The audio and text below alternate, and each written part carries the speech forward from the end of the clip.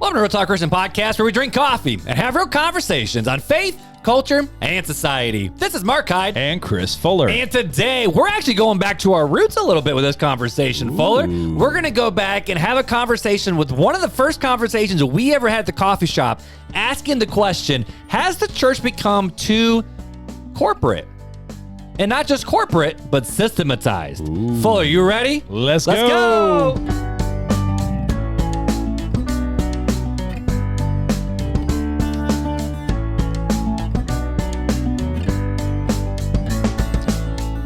What's up, good sir? What's going on today? Our mics are just slightly loud, so I'm going to turn them down just a little bit. But I was trying to figure out a good topic for this conversation. I went, you know what, man? We need to go back to one of the first conversations that we ever had at the coffee shop. And now this conversation isn't specifically, is student ministry biblical?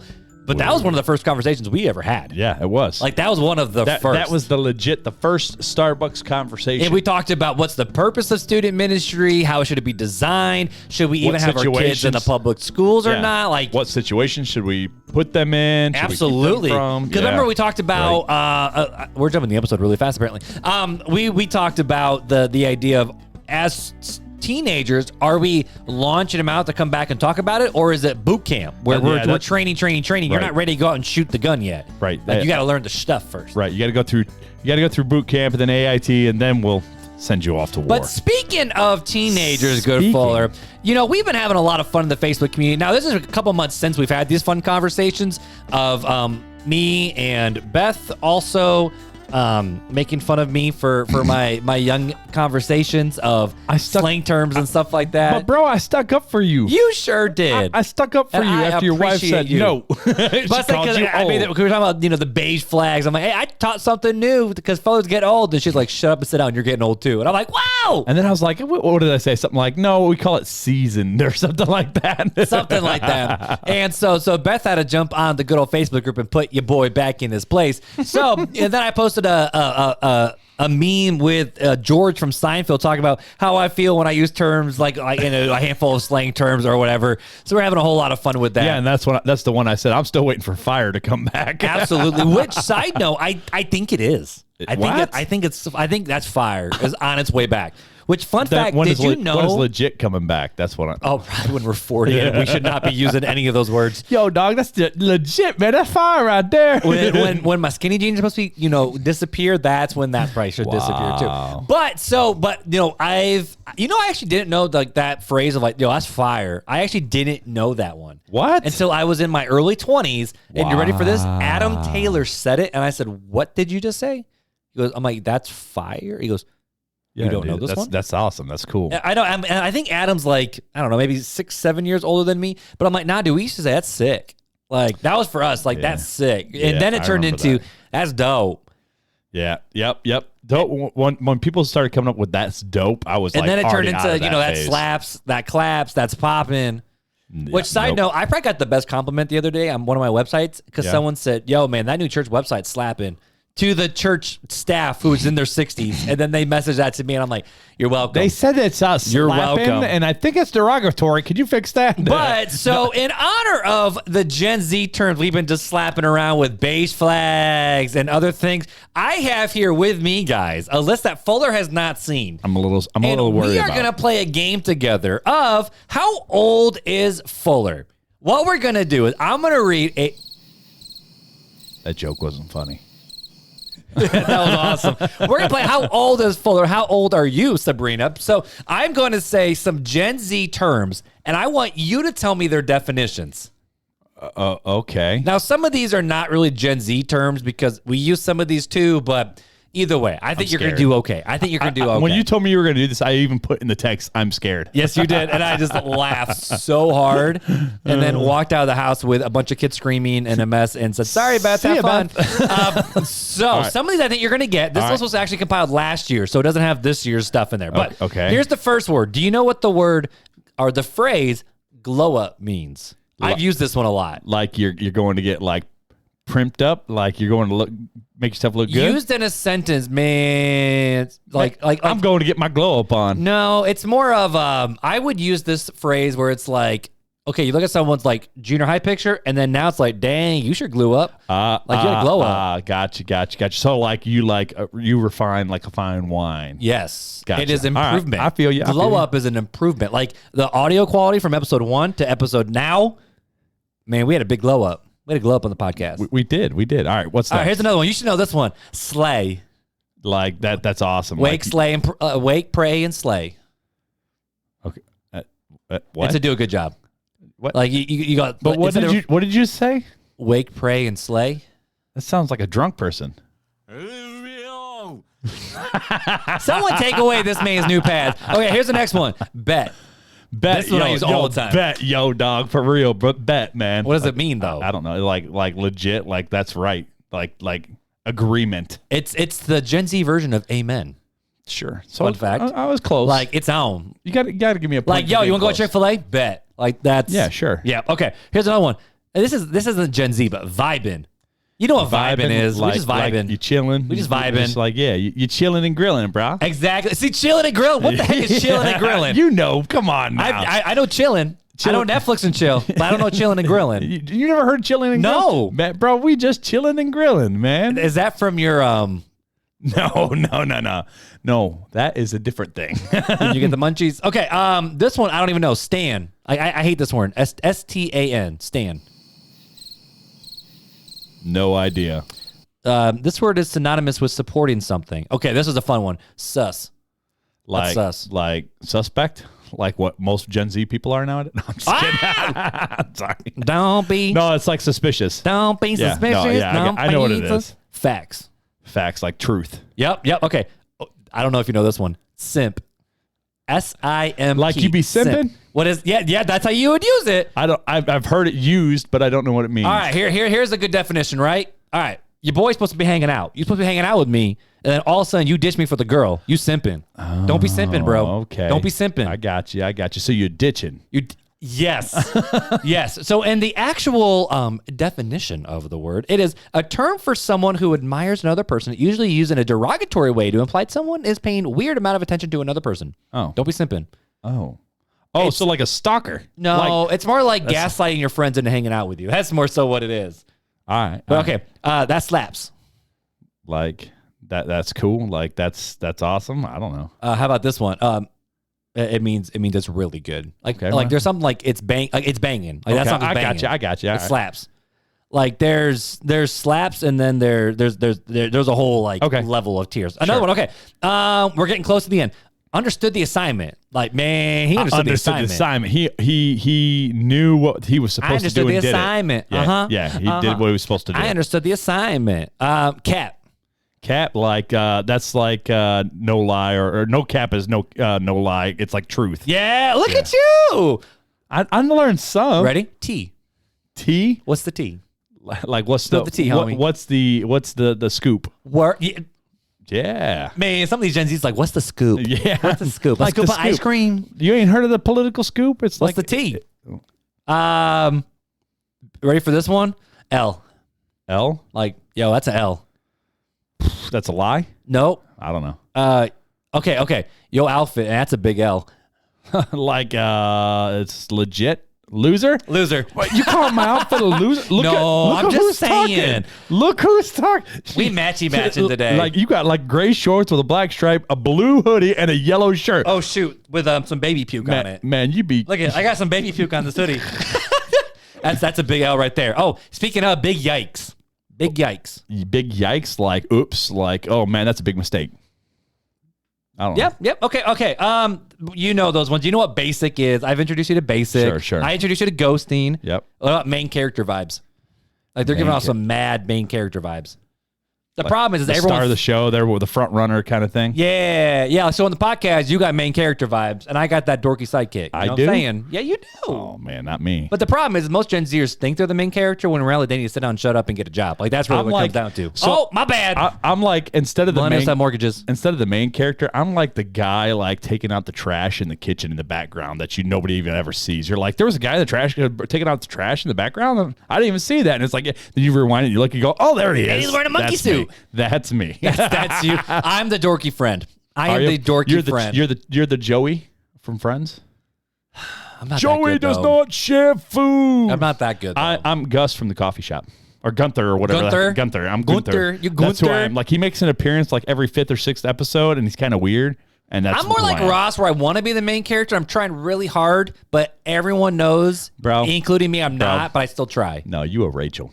Oh, I'm pretty and I'm cute. You just a straight up, no, high maintenance. Oh, wait a minute. Come on now. Dang, come on, swinging. All right, last one. All right. Uh-oh, your internet pooped out on me. Here we go. Okay, last one. Okay, well, you also know it's different. Dank. Dank? That's dank. Like stinky?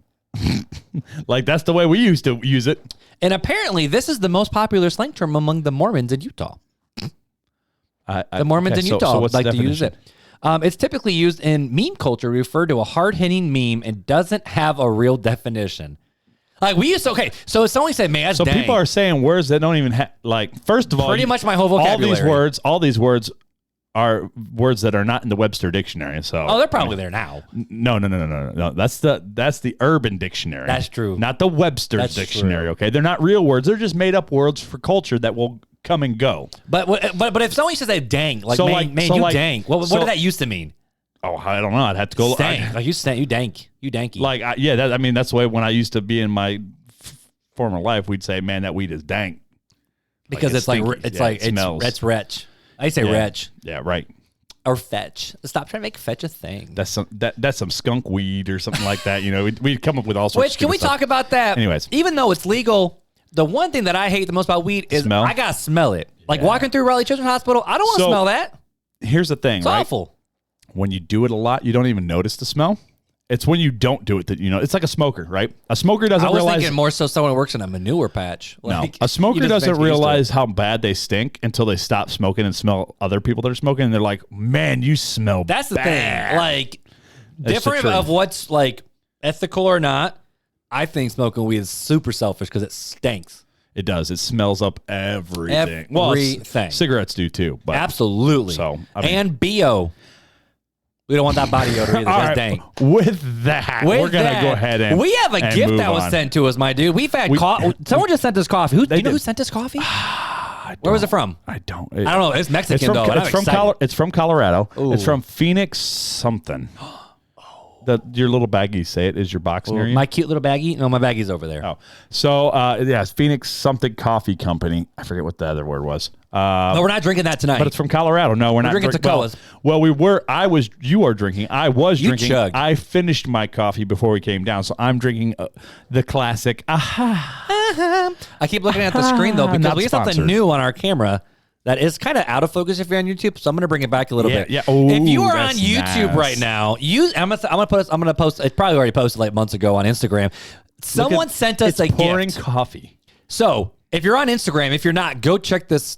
Go check this mug out. All right. Literally a mug. I feel like the artist is saying that RTC fills their cup. Basically. But it is a 3D printed RTC logo at the top, and it literally has the effect of coffee pouring from RTC into a cup. Or it's like, when Thanos snapped his fingers and things started just being sucked away. It looks like it's being sucked up into the RTC logo. No, because it starts small and goes big. But is that a 3D printed mug, or is that an actual mug? I don't know, but I'm scared. No, it's 3D printed. I can see the lines in it. Can you? Okay. That's awesome. That is so cool. Anyways, we're really excited about it. So I don't remember who sent that to us. We're being terrible with who sends those things, but it's awesome. Someone just messaged me and I opened up their message. Dang it. Anyways, so while you're looking that up, I'm going to go ahead. Michael sent it to us. Michael. That's right. I knew it's Michael. It's Michael. And then I had a brain fart. Michael who? Michael Jordan. Michael Kelbeck. Oh, okay. Or Kelbach. I'm not sure how to spell it. So, dude, this is freaking awesome. So, we have had a lot of fun gifts given to us. Coffee is always our favorite. Yes. But this one is up there with also our most favorite. That is pretty. My favorite gift I've gotten so far of this podcast is a wife. And y'all can't beat that. I'm sorry. Y'all can't beat that no matter how hard y'all try. But this 3D printed RTC logo in a coffee mug with the rippling coffee coming up is freaking dope. I think it's going down, though. I don't know. It's going down. But we like gifts. We like the things. And this is going to be here to stay. I love it. It's pretty cool. Anyways. It's pretty dope, huh? So I'm going to read. No cap, boss. Okay, I'm going to go ahead and read the review. Someone take away this man's sound machine. Just going to rewind. I'm going to move this so I don't hit it and break it. All right, really sounds nervous. Good. All right, so this one comes from JDZ94. JDZ. Amazing podcast. Marc and Fuller deliver on the title of the podcast. Real talk and conversations on topics the church is often afraid of addressing. A wonderful balance of scripture, honest opinions, vulnerability, and of course, fun facts with Fuller. Wonderful podcast. Well, thank you, JDZ. We appreciate you as always. If you have left a review and you have not received a swag bag. Swag bag.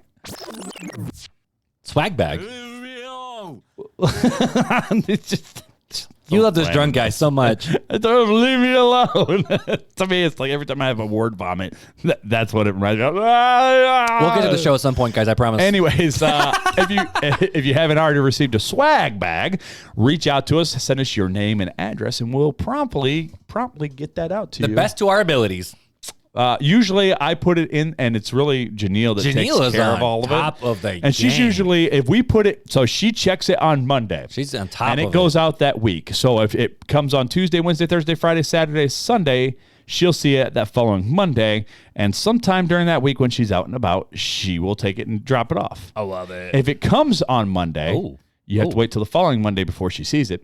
And then again, sometime that week she'll go take care of it. There it is. She's pretty good at it. So. I love it. So, you know what else I love? Set it up. Let's do this conversation. So, to be honest with you, I was sitting in my office and I'm like, okay, this conversation can go kind of a myriad of directions, you know? Like we can talk about like the different ministries. We can talk about do we call the church a corporation? Should there be mega churches or not? So here's kind of the vision with this one, all right?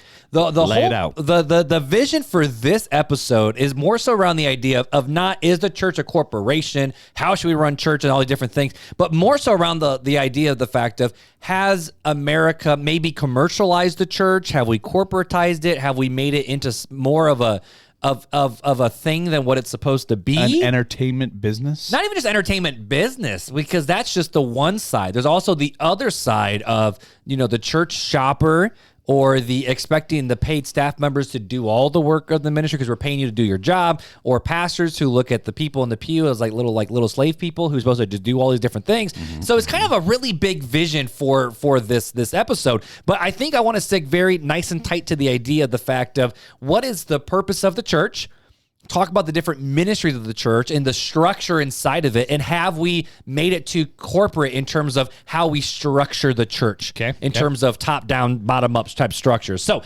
before we even jump into it, though, I first want to talk about just the state of the church in general, all right? To talk about the size of the church, what are some different stats and statistics. I'm not going to do it. You're not going to do it? Okay, do it. Stats and statistics. So we're talking about different stats and statistics for the church. Did you say statistics? Sith. Sorry, go ahead. Statistics. Anywho, so I'm going to set with some statistics to start the episode, all right? So all of these stats are from 2020 about specifically related to sizes of churches today. This was provided to us by Lifeway Research and the 2020 Faith Communities Today study. And in the study, they found that 7 out of 10 churches have less than 100 people in attendance every single week. Question. Yes. Was this pre or post COVID? Pre-COVID. This is pre-COVID. All right. And so this is just straight up like average, not COVID related at all. So 7 out of 10 churches have less than 100 people in attendance. In fact, I think the average church size is even less than that, like 75% and less, I think is really what it is. So like the average size church, I think in America is between 65 and 75. Like that's an actual average. Wow. But check this out. 7 out of 10 churchgoers attend a church with more than 250 average attendance on the weekend. So 7 out of every 10 churches has 100 people or less, but out of all the people who go to church, only 3 out of those 10 go to those smaller churches. So most of the churches out there are small, but most people don't go to these small churches. So there are countryside churches freaking everywhere. So when you think of how you keep averages, there's got to be tons of little churches of 40, 30 people just bebopping around. Bebopping sounds a little unkind. I'm sorry. But so needless to say, 7 out of 10 have 100 or less. 7 out of 10 churchgoers go to a church with 250 people in attendance or more. I'm one of those people. Southside literally has always fluctuated on that 200 to 250 mark forever. But also, congregations with more than 250 account for 10% of congregations, but host close to 60% of all churchgoers. So 10% are actually congregants, and 60% are just go to church. Is that what it's saying? Is that the way I'm reading it? Congregations. So 10% of congregations are more than 250. Oh, okay. So basically, 90% of churches. Well, there's like a weird, like I copied and pasted, but it looked like there's a weird blip it in there. But it's from what I'm reading with this, it almost sounds like that 90% of churches are below 250 people.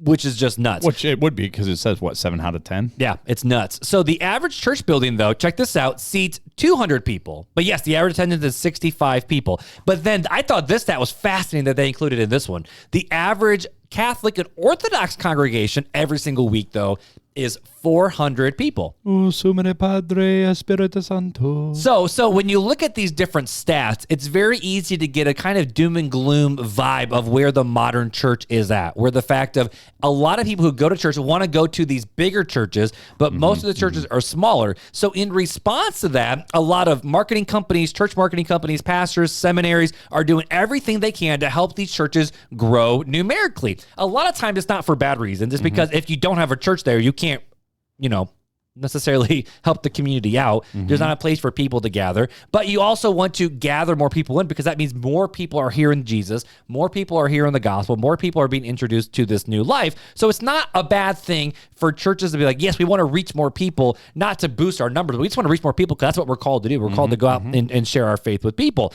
But as a church grows, a problem tends to arise. And the problem is how do we structure a church with so many people? Because as church grow, we all know this, right? Staff members start to grow.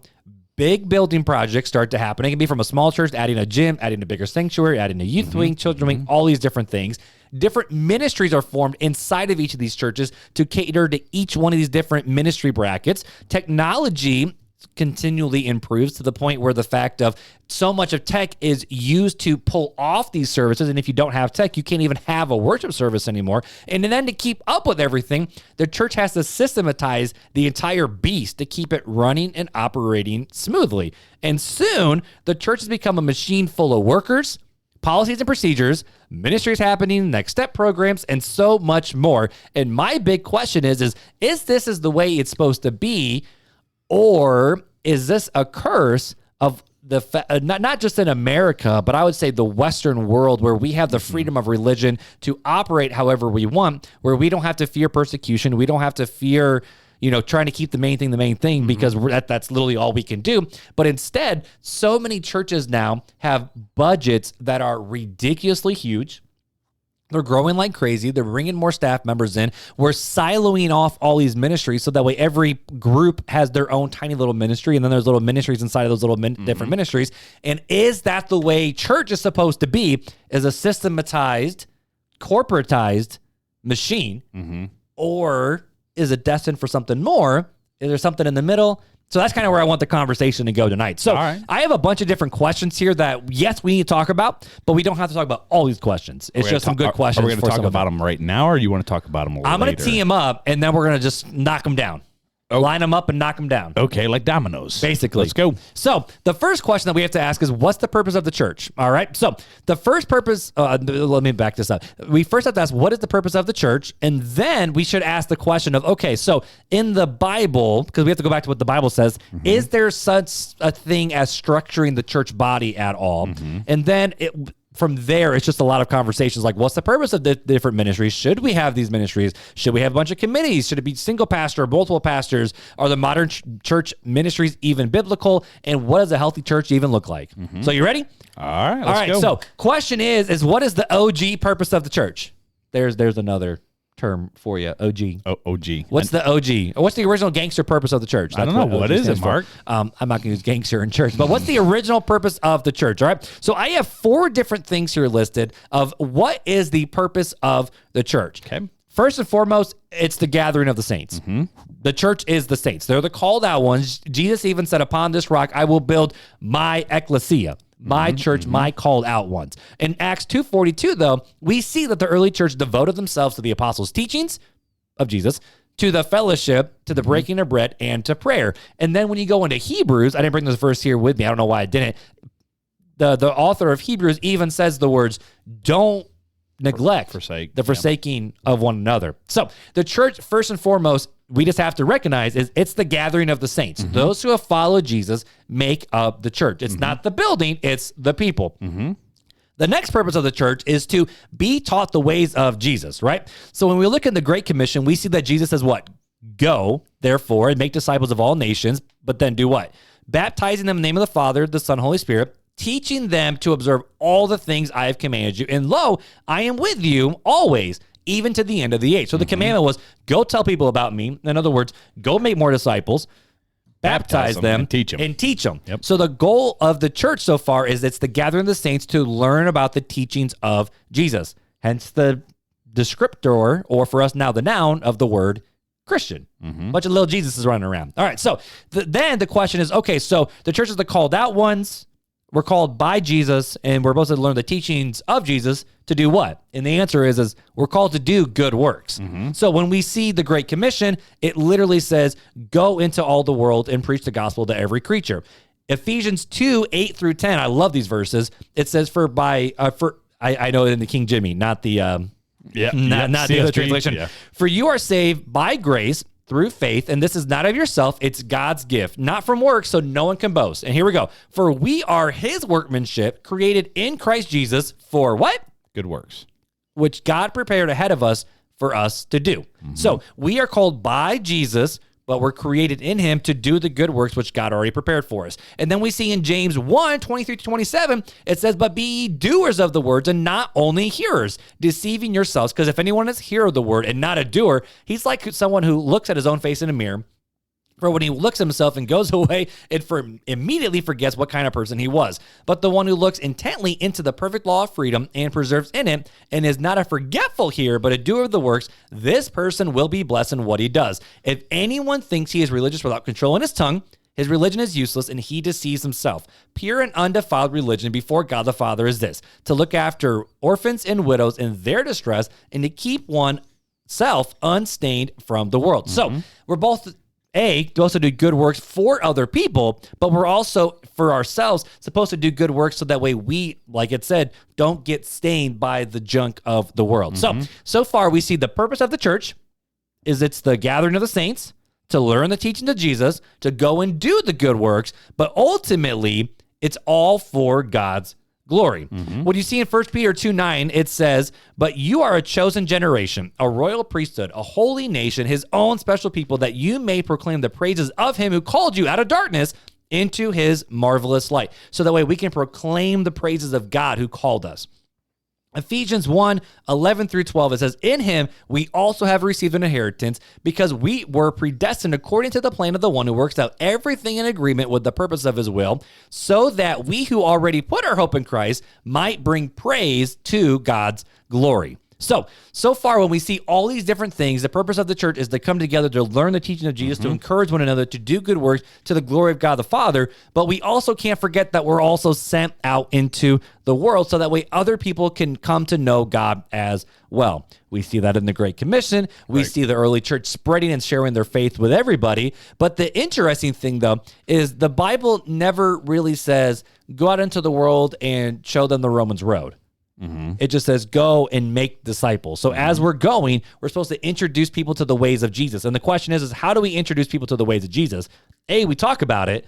But B, which I know we used to talk about this verse a lot coming out of the Beatitudes with Matthew 5:13-16, where it says, you are the salt of the earth, but if the salt should lose its taste, how can it be made salty? It is no longer good for anything but can be thrown out and trampled under people's feet. You are the light of the world. A city situated on a hill cannot be hidden. No one lights a lamp and puts it under a basket, but rather on a lampstand, and it gives light for all who are in the house. In the same way, let your light shine before others, so that way they may see your good works and give glory to your Father in heaven. So when we kind of wrap up what the early purpose of the church is, it's really to learn more about Jesus' teachings, to love one another, to do good works, proclaim God's glory. And then in doing such, people are going to see that and hopefully be drawn to it as well and praise God in the meantime. And you see the church doing that through a lot of different parts of history, down to the point of when the Romans would just throw babies on the streets, the Christians would bring them in and raise them as their own. You see hospitals being built because Christians were taking care of those who were less fortunate. We see schools and education being built. I mean, heck, even Sunday school was designed as a way to teach kids how to do basic life things like brush their teeth, button their shirt, do stuff like this, basic life skills. And then it also turned into, hey, we're going to teach you how to read. We're going to teach you how to write. We're going to teach you how to do these basic life skills things. And then as it grew, yes, we're going to teach you about Jesus as well. And so we see the church living up to this purpose for so much in all the course of history. But the question becomes is, that was a very organic movement way back in the day, right? And so when we see the early church being formed and being created and literally kind of coming into itself, though, you see in Acts 2, right after the day of Pentecost, what was that, 3,000 souls? Or 3,000 men, 5,000, 3,000? 5,000. 5,000 souls were added to the church that day. Could be wrong, could be 3,000. And then in Acts, 2:43, it says, and the Lord added to their numbers daily. You see another spot where it talks about 4,000 souls being added to the church daily. So we see the early church growing rapidly in a very, very organic way in culture. And because of that, you do see a lot of different, I spiked my microphone. You do see a lot of heresies that do show up, which we'll talk about some of those heresies in future episodes that we're working on. But the question becomes, though, the fact of, did the early church put any structure at all into the early church? Right. And not just in a way of we have to make sure top-down system, but literally, did they put organization and structure and quote-unquote corporatized the church to make it run in a certain way? And before I bring up these Bible verse passages, is there anything else you want to add to this conversation so far, Fuller? Bro, I'm just along for the ride right now. That's all. I just wanted a voice break. Yeah, I'm sure you did. But yeah, no, I ain't got nothing to add. Because I'm going quick. When you're breaking it down like you are, hey, I can just sit back. It's easy street for me. Sounds good to me. So that's what we see what the purpose of the early church is, okay? So then the next question is as the church grew and was growing, was there ever structure that was put in place of the church? And the answer is yes. Now, I want to start, though, not in the New Testament. I actually want to start in the Old Testament. Because when you look at Christianity, as we've had many different conversations, it kind of grew out of Judaism, which back in then, it was temple worship. And when you look back in the Old Testament times, you see a lot of different systems and structures in place for all aspects of worship. When it comes to the Levites, the different types of priests, what the different sacrifices were, how you're supposed to sacrifice, what you're supposed to bring and when you're supposed to bring it, how you're supposed to do all these different steps. Only certain people could be in certain parts of the temple. And it was like Gentiles and then Jews and then men who were Jews and then the priests and then the holies of holies. And so there was all these different structures inside of Jewish temple worship. Now we do have to just call a spade and just call it like it is, where this was also the center of their culture life too. It wasn't just church. It wasn't just worship. Well, no, this is how they pay taxes. It was part of being set apart. Yeah. I mean, it was the structure that God had designed for Israel. And not just for worship, but for all areas of life. Correct. When it came to, Shabbat and not working on the Sabbath. And when it came to, the Levites actually got their food and their income to live based off of temple donations. And so we can't just say, the early church or the Jewish people had it structured exactly this way and exactly this time. So that's the way us as a church need to do it, because it was also cultural too. That's when we look at God's law, the Old Testament law, and go, is this the way worship was supposed to be? Or is this just how he set it up for Israel? Well, and you have to look at why God set things up the way he did for Israel. And it was to distinguish them from the rest of the pagan cultures back then. So do we have that much of the ritualistic stuff happening in the church in the New Testament? I would say not in the same way. So it looks a little bit differently in the structure. And I do know a lot of Orthodox churches and Catholic churches, they structure their entire worship based off of temple worship when it comes to the vestments, when it comes to the style, the altar, the tabernacle, the rector, the priest, the father. on behalf of the people is doing certain things and then is also ministering the gifts to others in the same way that a priest would do these different things. And so there are still, I would say, different traditions inside of Christianity, though, that kind of still lean into this culture of how the Jews did worship. Sure, but is that what the focus should have been? And do we see that the focus of temple worship style should be that way? And I would say somewhat, but not as much as what some people have taken it to. That's just my thoughts. That'd be a good, fun study.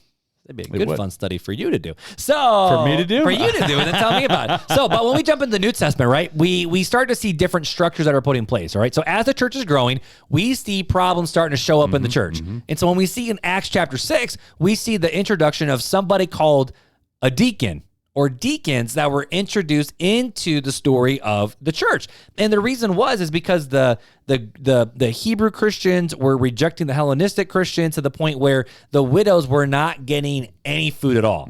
And so they were going to the elders and they were complaining, or the apostles, and they said, call out from among you seven worthy men who can look after you guys to take care of this stuff, because we're working on this part. We can't do everything. We're building other parts of the kingdom, and we need help with right. And they said they were dedicating themselves to teaching and ministering and to prayer and to all these things, primarily around I would say the spiritual side of the faith. And it's not the fact that they're saying, oh, the physical is not as important as what we're doing. We're doing the better stuff over here. It's just the fact of, we got different stuff we got to do. They only had so much bandwidth, and they can only do so much. Exactly. So they were like, we are doing this. This is what we're called to do. Right. So you call out from among yourselves 7 worthy men who can make sure that the physical sides of these people are actually taken care of. So as the early church started to grow, a problem arose, and the elders said, the apostles said, we can't do this on our own. We need to put some sort of structure into place to make sure that people are physically being taken care of. Right. And that was, I would say, one of the first structures you see of the early church, where it is a definite structure of, these are the people that help you physically. We are your spiritual, I don't want to say guides, because that's not the right word, but we're the elders. They're protecting the doctrine of the church. So we already see some structure being put in place of different people doing different things in different ways to take care of the church body. Another thing that we see, though, is the council at Jerusalem, right? And so it wasn't like a big council like the Council of Nicaea or the Council of Constantinople, where they brought in hundreds and hundreds of Christians from all over God's green earth. They weren't that big yet. No. And so in Jerusalem, it was the elders, which we talked about what is an elder in different episodes of the podcast. So go to the website and search it, and you can find those episodes. But we see the elders and the apostles coming together to talk about 2 very specific questions that was a problem in the early church. Because again, problems started to arise regarding doctrines and what they were supposed to be teaching versus not. And it was about Jew versus Gentile. Again, it goes back to Jew versus Gentile, which is the same issue with the food. And the 2 questions that they were asking and they had to figure out was number 1, do Gentiles first have to become physical Jews before they can become a Christian? In other words, can they, get circumcised? Like, do they have to become circumcised and become a physical Jew to be part of the kingdom? Pause. Can we just, again, I know we've said it a few times. How much that would suck? But just how much it would suck for Abraham. Okay, and I'm just throwing that out there. Now we can continue on. So, but the question is, and they understood of Christianity is an outpouring of Judaism. It's a growth from that. So to become a Christian, do you have to physically become a Jew? Which after this, we see Paul writing in Romans of, he is a true Jew who was one inwardly. And so Paul leans into that after this decision was made. But the second question was, do the Gentiles have to observe the Mosaic law after they become a Christian? So not just do they have to physically become a physical Jew and make it their physical identity, do they also have to follow all the things that are found in the Mosaic law, which James gives a really funny answer of, we don't want to give them that burden. We can't follow it. Right. So, why would we make them follow it if they're not commanded to do it? We're doing it. It's freaking hard enough, so let's not do it. Right. And so, right here in the church, the reason why I bring this up is they were having doctrinal disputes, and so all of a sudden, they have to add some I would say, committees to figure out what do we actually believe, how are we going to answer these questions, and then how are you going to worship out of it? So we already see different splinter groups already happening inside the church where, yes, there are Jews, you continue to be a Jew. Yes, you're a Gentile, continue to be a Gentile, but both follow Jesus. Remain as you are. So is that different ministries of the church where instead of the teens, the students, we got them Jews and we got them Gentiles. Right. DJs or DGs? Like dem Jews or dem Gentiles? Dem Gentiles? I'm going to stop trying to be cool. I think we need a failure button. Like Mark screwed. Finish him. So we see deacons being brought in because there was a need that needed to be met. We see the council stepping up because there were questions that needed to be answered. We also see, though, in 1 Corinthians 14, that there was a whole lot of crazy crap happening up in the Corinthian church, which 1 Corinthians is just a whole lot of crap going on. So, but the Apostle Paul talked specifically about the worship service where he says everything needs to be done in decency and in order, specifically talking about prophecy, speaking in tongues. I talk about women being silent in the church. We're not talking about that conversation here on this episode. So, we're just going to skirt past it and keep going. But the Apostle Paul was saying, no, in the actual worship service, there needs to be some structure that needs to be done. There needs to be very streamlined orders of how we do it because we want it to make sense. We want people to be able to understand what's going on, and we don't want to look like a bunch of wackadoos. So let's actually have some structure in our worship service here, so that way it's respectable, it's decent, and everything is in order. And then when we see, as the New Testament continues to, as we read through it in 1 Timothy and Titus, we see the responsibilities of an elder and what they're supposed to do. We see the responsibilities and requirements of a deacon and furthering what they are supposed to do as well. And so that's kind of the main aspects we see of actual church life, because a lot of New Testament is doctrinal stuff. Now, 1 Corinthians has just a lot of crap the Apostle Paul is dealing with. Of this is how a Christian probably should actually live based on what we're teaching. So a lot of the New Testament is, here's Jesus, here's the teachings of Jesus, here's how you need to live in accordance to Jesus. Here's the teachings, here's the practical living of it. Exactly. And so when we see the early church gathering, yes, we should probably lean into, I don't want to say extra biblical resources about how they did it, but there are some really good tools out there. Like, what's that one book that you have over on yourself? Like the early church. I have a lot of them. No. It was like basically it's like before the Apostles' Creed. Oh, the Didache? The Didache, where it kind of talked about this is kind of the way that we just do worship. It's kind of like a worship guide for early church. Yeah, and people, people always go, can we read these extra biblical things and blah, blah, blah from the early church? I'm like, well, I don't know. Do you read Tony Evans now? Do you read these?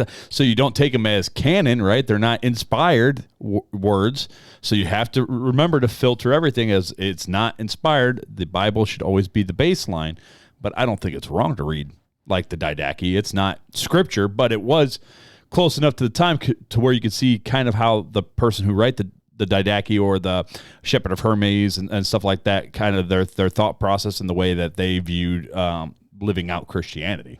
And so I guess this is the question that then we get to have the conversation of, not is the fact of, has the church become like, a corporation, but the fact of, when we look at the New Testament, we see that there were different problems that were coming up in the church, and to answer those problems, different things, different protocols, different structures were added to church life, such as the deacons, councils had to be formed.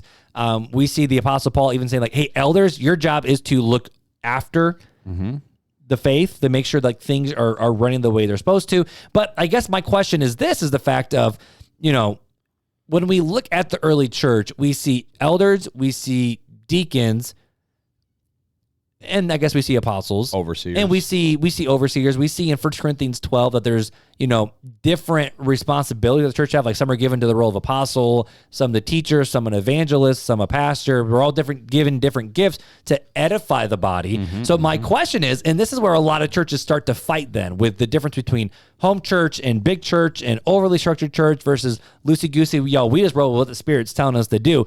Should we have different structures involved in church life that are extra, that are on top of what we actually see in the New Testament? And this is where I want the conversation to go. So this is just conversation time. So this is chitty chat time. So we looked at what the Bible says. Sure. Now the question is, what the heck do we do with it? Live it. What does that mean?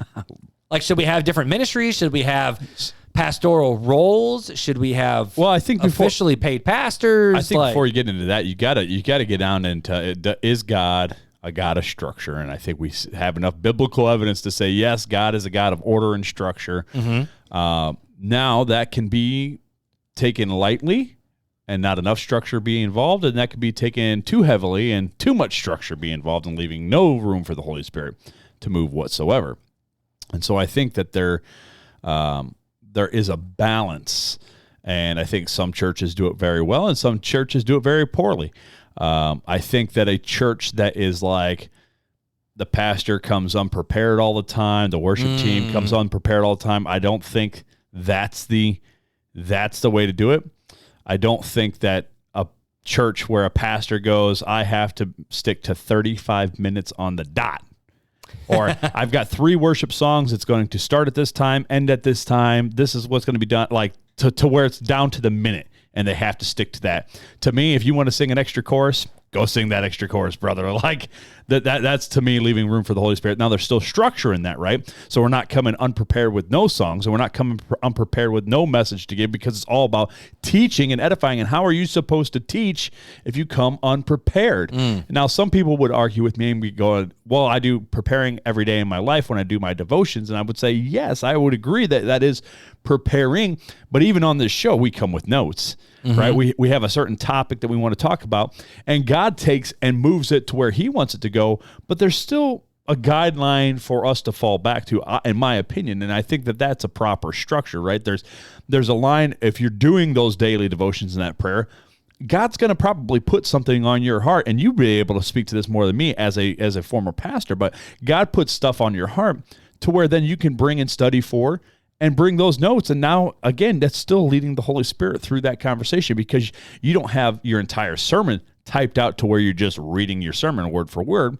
You may have... I got mine pretty locked in, though, to be honest with you. I had mine typed out word for word. You could almost follow along. You never knew. Well, but that's because that's how my brain works. My ADD would go... Sure, exactly. But like I look at this, right? So not everything is down word for word from what you're going to say or what you have said already, right? So I'm not even sure where this... I mean, we're already 46 minutes in. Dang, and I don't even know where this thing's about to go yet. We just getting started. Right. So, and that's my thing, right? And so we're not... And that's one thing we've always said about the podcast. You know, hey, listen, we're sorry if it runs long, right? But it's about to. But we're not sorry at the same time, because we feel like what we're saying is being led by the Holy Spirit. And we have a structure here, just like a church has a structure, but it's not overly structured to where Mark and I are just going, we are going to read the notes and the notes only, and the other person just sits here and be quiet. Okay, so let's talk about this then. So, like, we got the big churches, right? And I mean, there's all different types of churches, and I am unapologetically okay with different styles of churches, because we're all different styles of people. I don't think there's one, like, you know, the Catholic Church would say, like,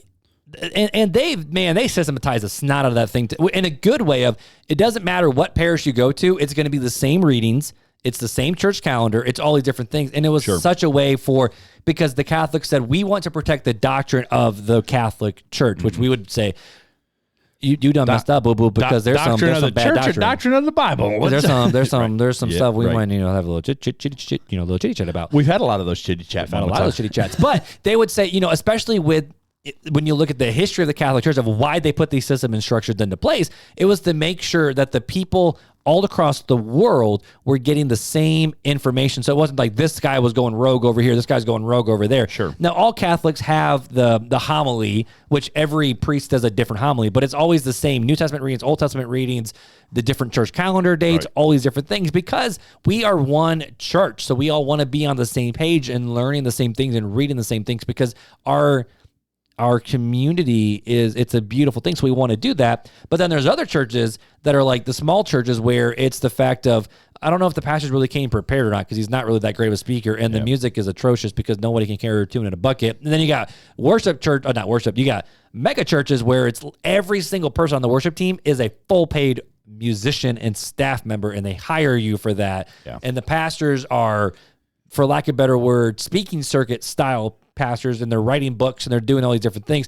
There's so many different wide, vast styles of churches, and there's the conversation inside of it of, are all these different styles bad or not? Is there one right style to have, or is there not? And is there things that are good and bad in both and all scenarios? I would say there is a right style, but to say anyone has that right style, I think... Okay, so what do you mean by right style? Okay, so just like I think... I'm turning off my iPad because I don't want to look at... There's no notes for this. I think perfection is there, right? There is a perfect way of doing things in this world, right? Okay. God created perfection, right? Adam and Eve were perfect before the fall. Yep. So I think there is a perfect way of doing church. We just don't know it.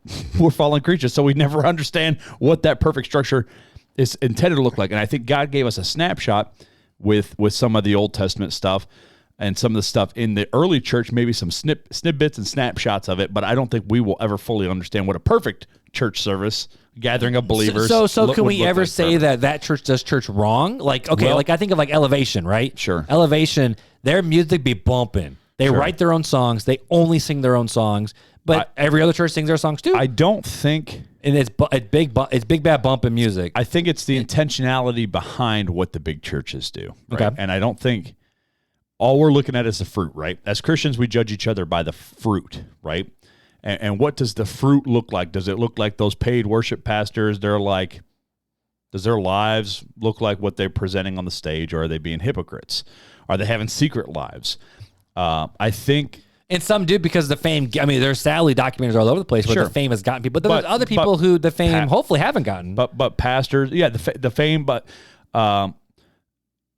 So you look at those people and you see that, and then you look at the people in the congregation, and I can't tell you how many times I've talked to people that go to mega churches, and me myself, I've been able to fly through a couple mega churches where you can go in and go out and nobody know you're there. Mm-hmm. Not one person ever know your name, no matter how long you go there.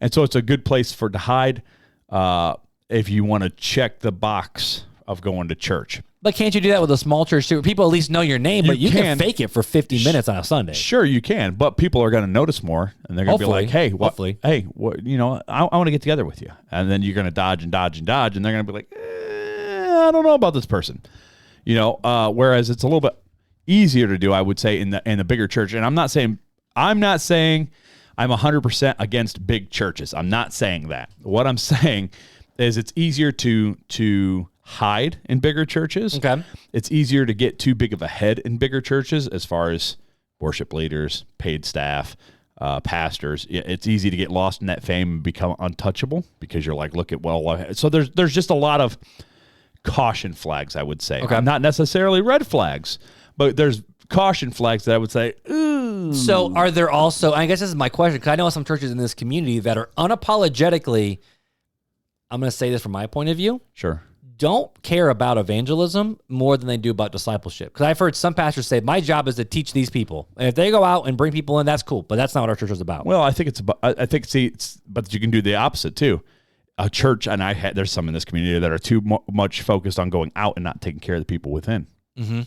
So what happens if you're too focused on going out?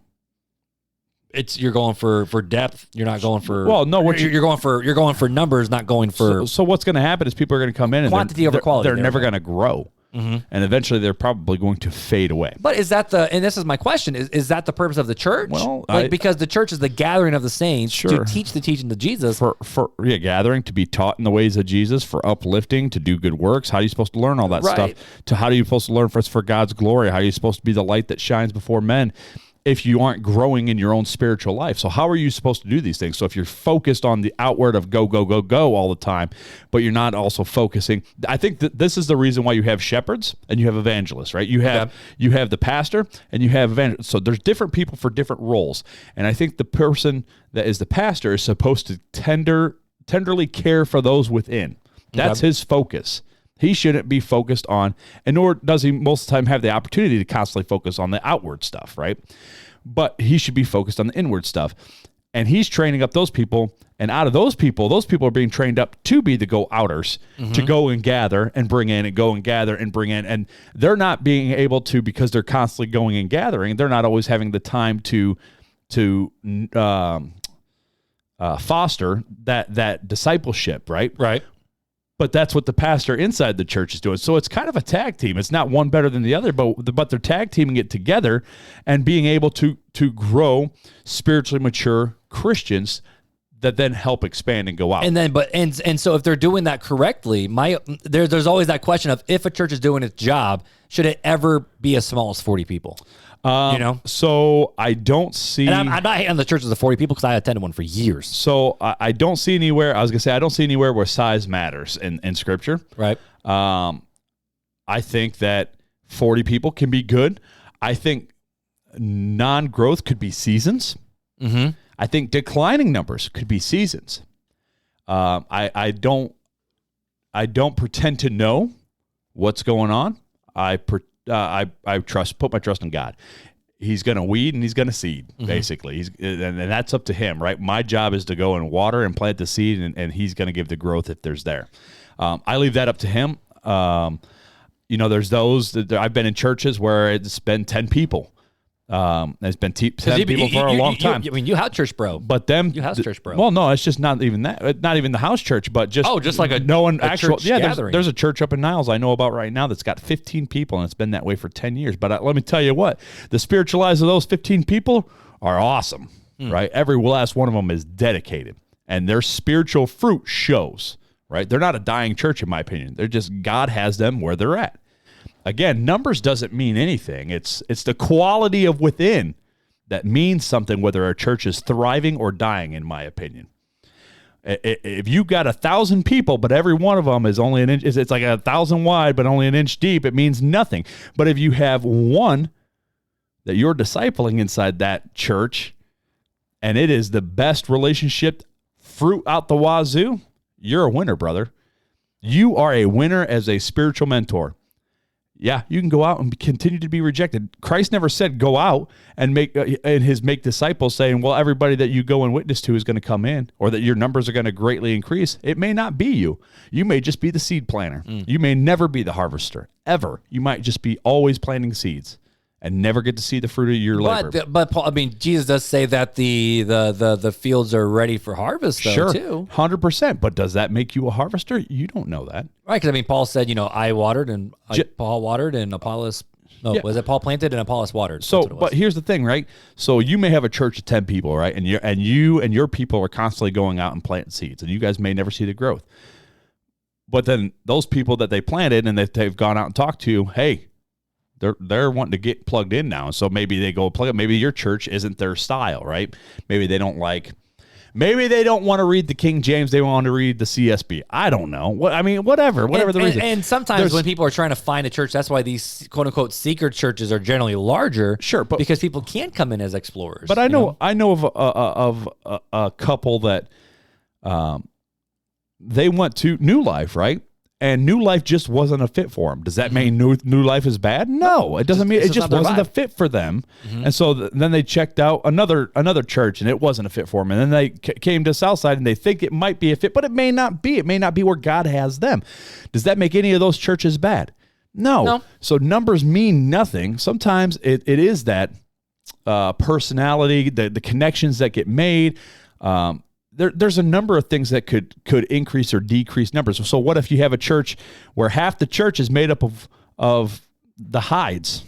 Literally. Half the church is made up of the Hydes. The Hydes move. We is a mega church. Well, you lost a bunch of numbers, but say you moved because of a medical reason for Lennox. Maybe you guys had to move to Indy, right? And you had to leave this church that you were made up half the church. Does that make the church bad? No, it's just God has to move you somewhere else for what he's got going on in your life at that point. So I don't think numbers should ever play into whether we as Christians look as a church as thriving or dying. No, and I agree, but I also don't want to just say numbers are irrelevant either, because every number is a soul too, Sure, but what should our focus should never be numbers, I guess, is what I'm saying.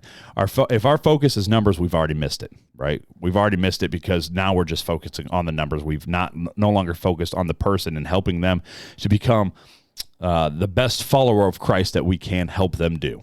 We're not helping them grow in the relationship for them. We're helping them a little bit because we want more numbers. So let's lean into this conversation then. Is with it, as a church grows, obviously numbers.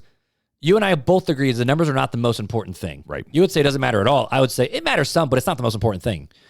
But as a church grows, generally more systems and structures are put into place. We see the early church, they had to have deacons to take care of people. We had to have councils to make sure our theology was sound. And then you have to have elders, and elders should have, used to the older be training the younger, and the younger learning from the older as we're supposed to, as we're supposed to not grow numerically, but as we're growing, we're supposed to be teaching. You're supposed to be teaching those under you.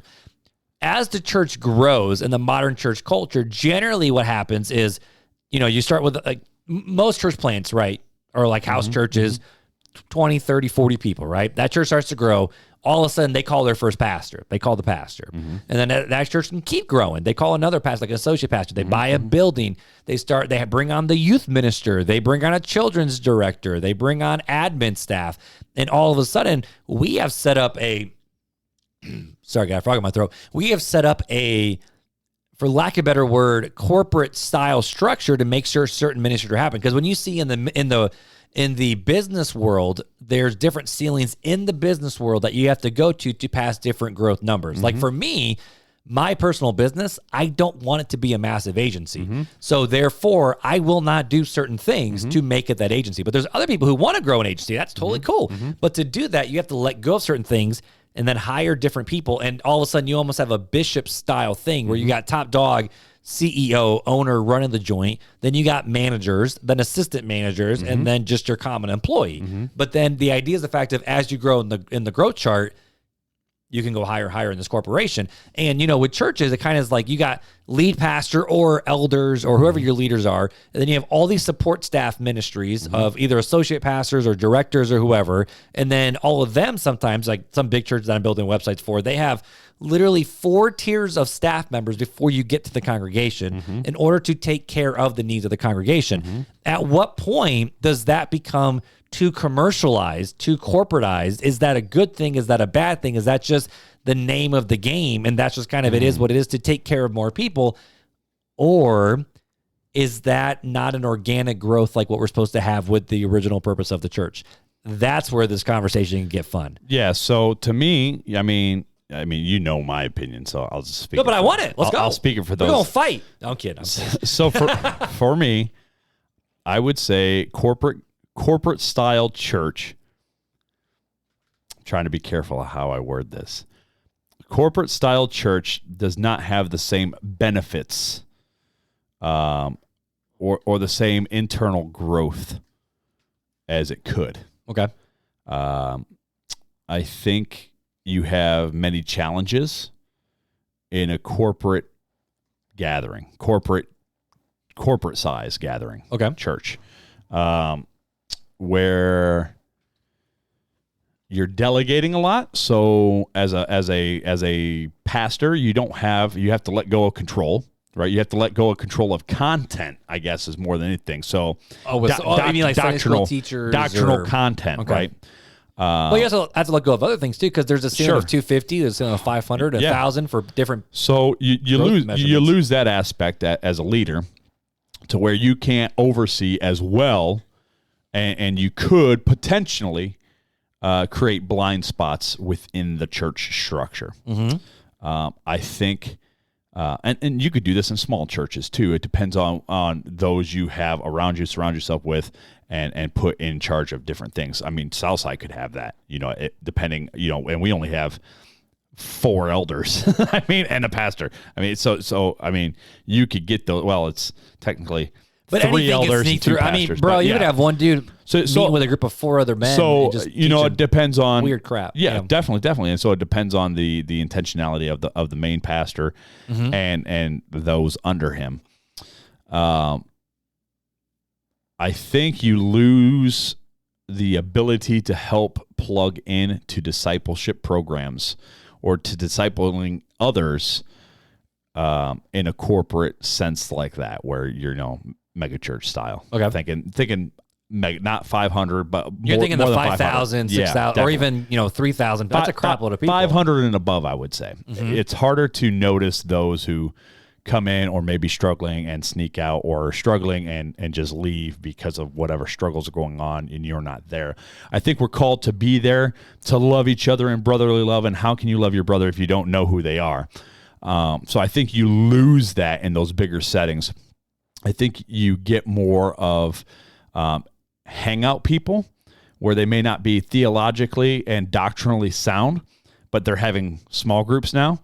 And things are starting to get taught that may not be biblically accurate. Right. And you have that in a small church too. You can, but you can have, as a pastor, you can have a better grasp of that. You can have your fingers on the pulse a little bit more. Right. With what is going on. Like, so for Southside, right, that 250 range typically is where we've been.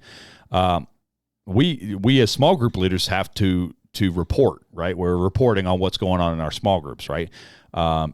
With Scott, I've handed him exactly what I'm teaching out of. I gave him the book and said, thumb it over, make sure you're good with it. And we talked about this in the Facebook group recently of when you start a small group, should you get the quote unquote blessing of the pastor in the church versus just a bunch of dudes hanging at Starbucks? So I think it's honoring the position of pastor when you go to them, right? Okay. When you go and say, hey, I want to do this, can I get the blessing, get the pastor? But as the church grows, that's why pastors bring out associate pastors and other elders and different things like that. But then that's also of when should a church, we talked about this like small group, right? Mm-hmm. When should they, I don't like the word split, but mitosis. When should they multiply? They exactly clone and multiply. So now they're, instead of one, they are two, and they are still of the same mind, but they are two separate cells now, right? Mm-hmm. Is that something we're supposed to do? Is that something we're not supposed to do? I think in order to keep that one-on-one personal relationship level, I think if you get too big, you lose that. You lose that one-on-one personal relationship. But I feel level. like then, though, that's in my opinion, that could be an excuse too, because you can still get that one-on-one, but as the individual, you have to be willing to go get it. So you know what I mean? I'll put it this way to you. Had you not reached out to Janelle and I when we first came to Southside, we probably would have never gotten involved with a small group, probably never stayed at Southside. So had I been 2000, would you have noticed that I was there? Only if you were in my row. Exactly. And that's what I'm saying. That's what I mean by losing that one-on-one. Right.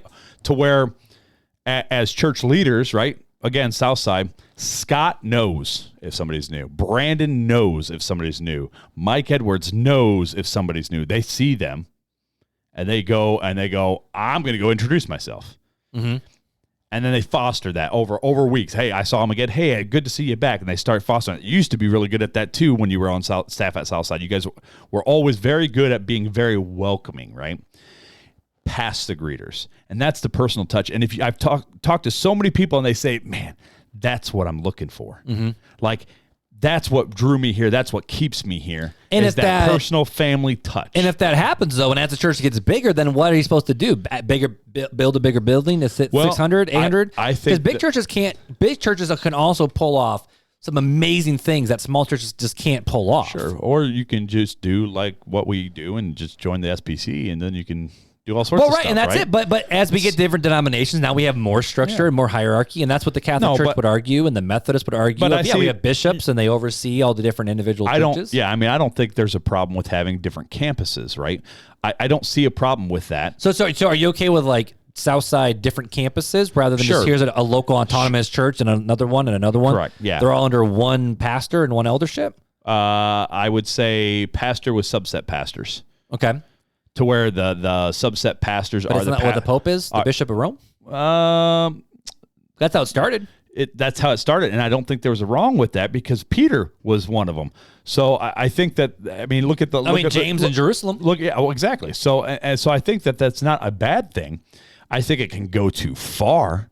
I think that those pastors that are reporting to the main pastor should have the vision, right? Should be setting the tone for this is the way that the church Southside, we'll use Southside. Mm-hmm. The Southside is going, but the other pastors have authority over their individual flocks, but they all are under the authority of the main. Right. But the main doesn't just set the tone for everybody without an agreement of all. Right. And that's where it's like, that's where but is that now, again, does that become too much of a corporate business where now all of a sudden you have a bunch of different Walmarts and you have this higher up, like I don't think presbytery? So. I don't think so. I think that it is it's like the SBC, right? Those on the, SBC though, but SBC though, it's all local autonomous churches that say, yes, this is what we believe. And the purpose of it is for missions. But they all come together and they agree. This is the tone of the SBC. Right. Like they just voted about what, with these churches that were removed from fellowship from the SBC because of women pastors. Well, they just talked about even how do we handle going forward with AI. That was decided at this intelligence. Yeah, that was voted on and decided at this last SBC conference. Right. But if a church doesn't like it, they can just bounce and dip. Sure, they can. And just like I would say a campus could. Do I think it's a good thing? No, I think that. But there's still always someone up ahead, and it could be run just like the SBC, where hey, we vote on a different pastor from one of these smaller churches every 4 years. We put somebody else new, or however they want to do it. That way, it's not just one person, right? But it's a corporate. They all share, but they're all under authority at the same time and kind of working together, right? So is it one of those things where as you're chewing this out, because I wasn't expecting you to say half this crap, dude. I'm like, what is happening to Fuller back in Mr. Home church is the best church. Well, so here's my thing. I'm being sarcastic. I'm being sarcastic. So I guess I'm a little gun shy on saying, everybody should be autonomous, because that's one of my biggest things with house church, right? Mm-hmm. There's no accountability. There's zero accountability. It's all autonomy and zero accountability. And no person is a pastor most of the time in the house churches I've been in. There's never been an elected pastor or an overseer. It's all been, we are all on equal levels and we all share, and there's no vision forward. There's nothing. It's all, we're autonomous, right? We all make the decisions and everybody's together, but there's also a lot of fighting. And I've seen a lot of destruction come from the groups of house churches that have been in that way. Elder? Well, there's no leadership. There are leaders in there, but nobody is the leader that is leading the direction and the doctrinal and the checking. They don't have to preach or teach every Sunday, but they're checking against everything, and there's no accountability outside of that group. So that group could be very, very, what's the word I'm looking for? Cliquish? No, not cliquish. They could not be following the correct truths. There's a word for it, but I'm not thinking of it right now. Heretics? Well, they could be following heresies and stuff like that and be blinded by it and not even notice it.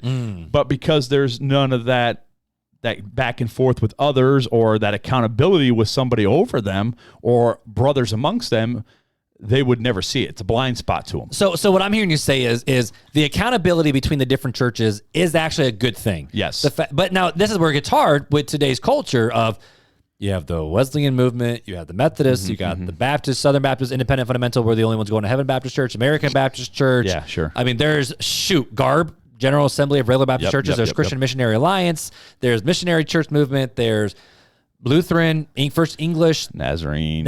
But there's different sects inside of that. So all of a sudden, it's like it splinters off in all these different things. And then that's when the Catholics step in and say, that's right, you fools. Like, that's why we've been trying to protect the doctrine to be one holy Catholic church we're supposed to do. So we have all these different splinter groups. And we're not here to talk about that conversation, but what I'm hearing you say is, for you personally, you like the idea of the fact of there should be some, and I don't want to use the word corporate, I would want to use the word, there's accountability and authority and structure of, there's churches that are submitting themselves to not just a group of individuals, but those individuals who are trying to hold true to the teachings of the scriptures and of the apostles and of Jesus. Correct. Just like we see in the Jerusalem Council. So, but with the individualized local church, this is where I've heard a lot of people argue. I mean, I remember people talking about arguing the fact of, we shouldn't have a student ministry at Southside. Like there shouldn't be a youth group where you guys meet at this different times and all these different siloed off ministries. And as churches get bigger, the ministry silos get even tighter and bigger, and they become their own little local bodies.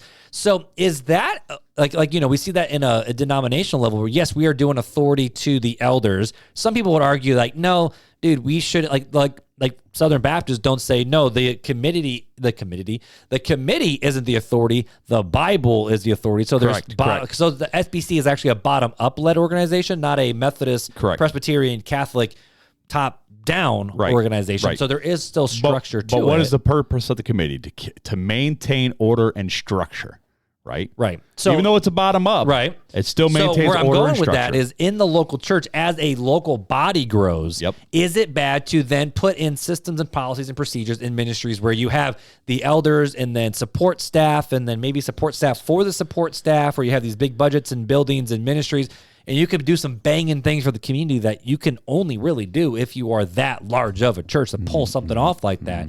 Or you just, get all the churches to gather together and do it, but that's sometimes proven to be difficult. Is it a bad thing where we have actually set up these structures and policies and procedures and we become too much like a quote unquote business, or have businesses learn how the church do it? And it's not, the church has become too corporatized. It's the fact of, no, corporations have become very churchy.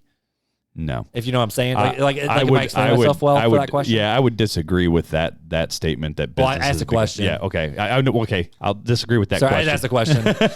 I'm not making the statement. It sounded like a statement. So nope. I have an opinion. I'll say my opinion in a second. I would say that the church should not look like a business. I do not. But I thought you just said you need the structure and the I think authority. There is, but it doesn't. Okay. A business has a boss, right? Okay. I see where you're going. There's things under it. There's workers under it, but they always have to report to a boss, and the boss is the final say on everything. And though I agree with it right? So Scripture is the words of God, and God is our final authority on everything. Mm-hmm. I would say, if you're just a worker in a business type structure of church, you show up to church on Sunday to check off that you were there in attendance policy. The consumer. And then you leave. You're a consumer. There's producers and there's consumers in a business world. 100%. And so I say you lose that relationship. You lose that tribal relational attitude out of a church when you get to that point. I will say there's something to be said about just sitting in. There's seasons for sitting, and there's seasons for intake. But sitting does not mean not relational. You know what I mean? Oh, like the idea of like for example, like right now at New Life, we're not involved in any ministry in terms of leading or serving. Sure. Because we just can't. Like we've but tried. You can belong, right? Like, but we have friends. Beth has done small groups. Exactly. We make sure we get to. We don't always get to church early, but we always stay stupid late, chatting with people and connecting and that's and relationship, fellowship right? and having those relationships and trying to build. And we're inviting people over. We're trying to make those connections. Yeah. Absolutely. And I think in a business set mindset, you lose that. And so, though I think that structure is good, I think if structure overtakes relationships, it's bad. Okay. So there's a good and bad. It's like drinking water, right? Water is really good for you to drink. Until you drink too much. If you drink too much, you drown. Yep. And Twinkies. If you eat a Twinkie, it's a good thing. So God is a God of order and structure, but there is that's why I said there's two extremes and there's a balance, right? Right. There's too much structure and too little structure, and both are bad, and you got to find the balance of the two to where you can leave openness for the leading of the Holy Spirit in some aspects. Mm-hmm. But structure so you don't get chaos in the other aspect, right? And there's a fine. It's not even that. It's a pretty good size balance. You can kind of do this a little bit, crossing ways and paths a little bit in between. But I think if you go to either extreme, you're going to find you're losing something, right? If you're too loosey goosey, you're probably going to find that. There's going to be a bunch of chaos in the church. Mm-hmm. And if you're too strict, you're going to find a bunch of rigid, non-relational people in the church. And the thing that I want to make sure people are careful of is just because a church seems a little flashy in the worship service, it doesn't make them a consumer and they're trying to create a product. Because I do, honest to goodness, think there are a lot of creative people out there who are able to worship and grow in those environments with the music, with the style, with the teaching style, and they're involved in small groups. They're leading kids men. They're teaching in kids men. They're doing the same things all the other churches. There's no difference between congregation hymns with big choirs and a piano and a pastor standing at a big old boat of a pulpit preaching than there is as a pastor who has a music stand and the band plays phenomenally well with all the different instruments, and it's a different style. I think that's a stylistic, because I think the big churches, whether you're traditional or quote unquote, I'll just say modern, for lack of a better word, modern versus traditional, I think both serve their own distinct purposes, and they're both the same, and both can produce a consumer producer mindset. Like, I, honest to goodness, feel like a John MacArthur church, a John Piper church, a Mark Dever church can have just as many consumers in it, as does a Granger Community, 100%, as does a Elevation, 100%. As does I'd agree with Willow Creek Life Church. But the question is what are we trying to do? And there are churches that are so focused on one or the other that it can be detrimental to both. I think to lean into that, though, it goes a little bit beyond about what you're just seeing, but what is the heart behind it. Mm-hmm. And I think that's where the rubber meets the road, right? So if you're doing it because you're just wanting to worship, be relevant, because Granger has no problem dropping secular songs in every single worship set. Again, they'll do it every time. And we're not just beating up on Granger. That's just our context that we know. The last time I went, they dropped "Hello from the Other Side" by Adele. And I'm sitting here going, I've heard him do Imagine Dragons, NF, but that's my the thing. Beatles. So how does this? So Life Church at the movies, they do this whole at the movie series where they talk about all these different movies and they pull gospel principles out of it, and they do a lot of really unique, cool, creative things. But what purpose of what's the purpose of the church? What's the purpose of the gathering of the body? It's for the uplifting, edification, and glorifying God, right? So here's, I guess, because I don't want to go too long because we're getting close to the hour and a half mark. So I guess here's my 2 questions to end the show. Because this is just straight up conversation. This ain't teaching. Conversation 1, or question number 1 to end the show is, what would a quote unquote successful church look like? Okay. And number 2, how can churches keep the main thing the main thing? If that makes sense. So what should define a success for the church, and how does a church keep the main thing the main thing? All right. So repeat question 1 and then don't say question 2 and hold on to question 2 because I'll come back to it or else I'm going to get confused here. So you're saying question 1 is what makes a church successful? Yes. Am I getting that? That's it. What would be a good definition of success in the church? I would say depth and relationship between not only people but God. And I would say doctrinal truth within that and what that looks like. So you can have good relationships and be like, this is my homeboy, and we go out and get drunk every day. That's not a good relationship. That's an unhealthy. But is that up to the church, or is that up to the people inside the church? Well, I think it's both. And I think you said what constitutes a healthy church. Okay. Right? Yep. So I'm digging into what's a healthy church, right? Yep. I would say that if you follow the 2 principles that Christ himself set forth, that's what's going to constitute the healthy church. And that's love the Lord your God with all your heart, soul, mind, and strength, and love your neighbor as yourself, right? And in those 2, all the rest of the commandments are fulfilled. So if that's the focus of that church and it's seen throughout the church and in the body, if you love God, you're gonna love others. And if you love God, you're going to teach his word truthfully and honestly and try to stick to as close as the truth as humanly possible. Mm-hmm.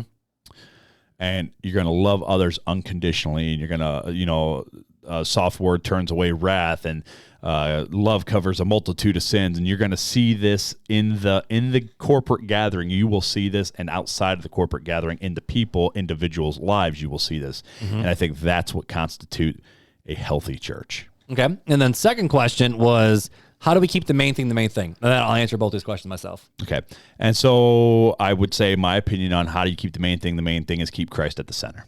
If you focus on Christ and not the flashiness or not the lack of flashiness or the number of people or how little people, if you're focused on that, you're not keeping the main thing the main thing. If you're focusing on Christ and what Christ would have you do and follow him in the direction he leads, I think you'll be all right. That's where I'm at. So what defines a successful church? It's hard because, I'm a marketing guy. That's what I do. Sure. I develop websites and systems for churches all the time in schools. And so I talk with a lot of different churches. And what I found is that generally speaking, most of the large churches do the same things. And what they tend to do is they have a very well done worship service, a friendly environment, and they genuinely try to reach out and serve their community. That's kind of what the 3 things that they do. I'm not saying that's successful. I'm just saying that's what tends to be for those churches. But when I say what makes a successful church, I think a lot of it goes back to Acts 2:42, where they gather together, they study the teaching of the apostles, they devote themselves to the fellowship and the prayers, and the Lord added to their numbers daily. And so that's why I always taught, you're supposed to know God, be connected, be transformed. And because we can't go out and save people, we can't go out and transform the world, but if we ourselves are being transformed, we can't help but do the good works. Mm-hmm. If someone has an unbridled tongue, their religion is dead. If you're not taking care of those who can't take care of themselves, your faith is useless, is what it says. And so when you say what's a successful church, I don't think you can say they got a banging worship service, they can't carry you in the bucket. They got an amazing pastor who can speak amazing. Their pastor ain't so great because there's different gifts and different abilities. Mm-hmm, mm-hmm. But a successful church, and I'm kind of chewing this out because I don't even have notes for this either. Sure. I would say a successful church, teaches Jesus. Now, I'm also one where I'm okay with topical style sermons, but they better be grounded in the Bible, not just like, here's a bunch of different verses. Like, we're going through something called Power Principles for Powerful Living, and it all points back to the fact of the powerful living comes from a powerful God. Like like every sermon, Pastor Michael is like, no, it all goes back to Jesus. It ain't you, boss. Like, and so I think the biggest thing is the gospel being preached, the good news of Jesus? Is Jesus being preached? Can the church articulate the gospel? I would think that would be a healthy church too. Is the gospel being preached? Can the church articulate the gospel? And is the church serving one another? Now, I do think that there's a lot of different churches that have different ministries and different styles and whatever. And I think that's fine, because I do think the fact of a deacon was set up because the church was screwing up. There was a need. And so the disciples said, here's how you're going to fill that need. As a church, we can say, okay, we have this need. Here's how we're going to fill this need. We're going to do a food pantry. Here's this need. Oh, we're going to run a children's program. We're going to run a young adult ministry. We're going to run a this. We're going to have a this. And not have ministries for sake of ministries, but it's because it's solving a purpose, because they're trying to take care of a need. They're trying to take care of a need in order to do what? Love their neighbor as themselves, and to take care of their people. So if Jesus is being preached, their people can also articulate the gospel, and they are taking care of one another. I don't care how that looks like. That is a successful church to me, because the church is the gathering of the called out ones. So again, study the teachings of the faith, to proclaim God's name, to do good works, and ultimately, hopefully, be a light that's shining on a hill. And that's why I talk about, a small church. Are they even impacting anything if they're not a city, like a light on a hill and showing their light? But they can do that personally. They can do that corporately. They can do that in so many different ways. So that's why I didn't say that was one reason of a successful church, is the whole community knows who they are. But I do think it's a fair question that churches need to ask is, if our church was to disappear right now, would our community even notice? I think that's a fair question to ask. Like, if Southside have just poofed, would the community be hurt by the fact that the Christians are not in that? But would the church? Would Southside poof? Because what is the church? The church is the people gathering together. So Southside is just a name, right, of that gathering, right? So it's impossible for the church to poof, because each individual person is a member of the church. But church in itself is a corporate, worldwide, brothers and sisters. We are the church. We are just a subset of the church. So the church will never poof. Southside, the name Southside may poof. But would that neighborhood be hurt because that local gathering of believers moved and went somewhere else? I don't know. I can't speculate on that. What I'm saying is that, being the light on the hill, the church is the people. So Southside goes, no, I don't think it'd be greatly noticed from a name standpoint, but I think it'd be greatly noticed if all the people from Southside left the community. And that's what I'm saying. And that's more so what I'm saying. Big or small, I don't think it matters. But if we have to call it what it is, that church is there on that corner for a reason. And so I think if a church leaves and the community is like, oh, whatever, we didn't need them anyways, I don't think that church was doing its job loving its neighbors around in their community. That's my opinion. Yeah, that's my opinion on that one. That's good speculation, but there's no proof behind it, right? In my opinion. But you would hope that the church is stepping up and doing things, 100%. Taking care of one another. Well, again, that's why I said successful is loving your neighbor as yourself. Who's your neighbor? Yes. Exactly. Yes. Pretty much everybody. So, that's... I would agree in that aspect, right? So last question is, then how does the church keep the main thing the main thing? This is one that we've talked about a lot in other episodes, and I think the church does not do it enough. And number one is we make baptism a big thing of not just like, oh, we have to have a baptism service, but boom, cool, that's done. But it's the fact of like, no, let's celebrate these baptisms.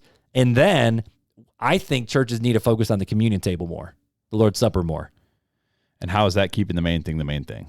Keeping our eyes focused on Jesus. Because the fact of what did Jesus say? Every time you come together, do this in remembrance of me. We don't do that enough in some churches, Like I know Presbyterians and a lot of other, I would quote unquote say high churches, they do communion every single week. And that's the center pinnacle of their worship service is the fact of everything points to the table of why do we do this? Because this is who Jesus is. This is what the truth is. And we need to remember what Jesus did and that Jesus is coming back. And it's a reminder. It's kind of like, when the Israelites crossed over the Jordan, they put up the 12 stones, and that wasn't supposed to be some weird sacrificial altar of like, hey, look what hey, look what this does. This thing gives us the power. But in reality, what does it do? It's remember, here's what God did, so therefore let's go do it. Let's get after it. And so communion and baptism do those things, and we get to celebrate. That's why I love Advent, by the way. The Advent, dude, absolutely. I love Advent season. But for Easter season and for all these different things. So how do we keep the main things? The main thing is the fact that we keep Jesus at the center of our worship, and I think communion just helps us do that. So that's my opinion. Yeah, I mean, I think there's a lot of, I think children's worship, Sunday school, all these programs help us keep Christ at the center. So I would agree with you. And I like it because every time we do communion, the kids ask the questions of why are we doing this? Now, I mean, there might be churches where they can't do it, and that's fine too. And so, I mean, just keep Christ the main thing in whatever way you can. Yeah, absolutely. So did we really give you guys answers to this episode or not? I don't know. But it was a dang good conversation, that's for fun. sure. So let's have some fun facts with Fuller and get this thing over with, huh? Sounds let's good. go. Time for Fun Facts with Fuller.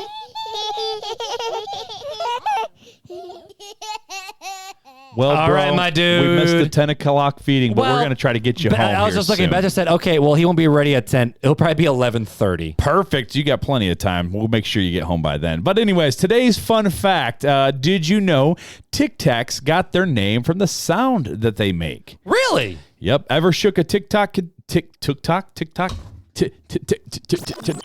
I'll hit your button. Ever shook a Tic Tac container out of boredom? You'd be surprised to know that the name Tic Tac comes from the tick-ing and tack-ing sound that the candies make when they're tossed around in their container. Really? So I did not know that. Tic Tac, Tic Tac. It's kind of like Pop Rocks. Pop Rocks got the name because they're little rocks that pop. Oh, I love rock pops. Back in the day. Pop Rocks. But were TikToks currency for you guys back in the day, too? You just said TikToks. TikToks? Tic Tacs. See what happens? You know what generation I'm in. See what happened? I did the same thing. But for Tic Tac. But Tic Tacs used to be currency, bro. Man, I tell you what, man. It's like, all right, orange, I'll trade. Man, if you got some orange Tic Tacs. If you give me that Matchbox car, I'll give you 4 Tic Tacs. Dude, man. What was the other candy with the dispenser? Pez? Pez. Oh, Pez? my kids love the Pez. Oh, dude, we have Pez all sorts of Pez, man. And Tic Tacs and gum were like legendary currency in first grade. Zebra gum. Remember when things were so, innocent and just the 90s? Man, what's the word I'm looking for? Simple. Back when the days were simple. Go. Baby bottle pop. Baby bottle pop. My kids still love baby bottle pop. My kids do too. But you know what else my kids love? What's that? They actually love this podcast, which I'm hoping you guys love this podcast as well. And so if you do enjoy the podcast, make sure you leave a rating review anywhere you listen. Spotify, leave a rating. Apple Podcast, leave us that rating review, or we can read it here on the show and get a mini swag bag in the mail for you. And if you haven't already, go check us out on YouTube. Hit that subscribe button. The subscribe button. We're going to make it, guys. We're going to make it. We're almost there. I can see the finish line forward. And the bell notification. So when we are on, you know we are there. And to continue the conversation offline, make sure check us out on socials, Instagram and Facebook, but where it's at is the Facebook online RTC community. So make sure you check that out. Join, answer a few questions. It's really like 5 questions. You just say, yep. And you are instantly in where we can continue having conversations where, hey, maybe you have a question about your faith that you've always wanted other Christians input on. Because again, we talk about what is the church? It's the gathering of the saints. We're not a church by any first stretch of the imagination, but we can come together and encourage and equip one another and maybe get some of your questions answered there inside of the group, or you can maybe even ask us a question that we can answer on the show. Sure. Whole lot of fun stuff. But either way, guys, we love you guys. We are thankful for you. Check us out anywhere you can find the online social stuff. I'm rambling right now, so I'm just going to toss back over to you, buddy. So until next time. Take it easy.